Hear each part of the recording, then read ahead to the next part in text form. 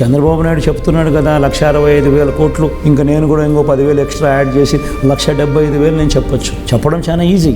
నేను ఆల్రెడీ 59 నెలల్లో చేసిన గవర్నెన్స్ ద్వారా దేవుడి దయతో ఆ క్రెడిబిలిటీ అనేది ఎస్టాబ్లిష్ అయింది. కానీ అబద్ధం చెప్పడం కరెక్ట్ కాదు. చేయగలిగింది చెప్పాలి. రాష్ట్రంలో ఏ మేరకు వనరులు ఉన్నాయి, ఏ మేరకు వెసులుబాటు ఉండేది అనేది నేను మాక్సిమం స్ట్రెచ్ చేస్తే, ఎక్కడ కరప్షన్ లేకుండా చేస్తే, ఎక్కడ లంచాలు వివక్ష లేకుండా డీబీటీ పద్ధతులు మ్యాక్సిమం చేస్తే, మొత్తం బడ్జెట్లో స్ట్రీమ్ లైన్ చేస్తే మనం చేయగలిగేది ఇంతకన్నా ఎక్కువ వెసులుబాటు లేదు. అట్లాంటి దానికి నేను 70 అంటే 1,65,000 అంటే దాని అర్థమైంది ఆయన నేను మోసం చేయబోతున్నాను అని క్లియర్ కట్గా అనౌన్స్ చేస్తా ఉన్నాడు.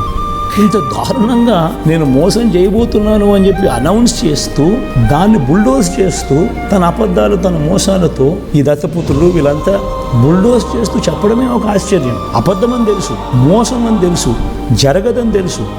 70,000 ఎక్కడ 1,85,000 కోట్ల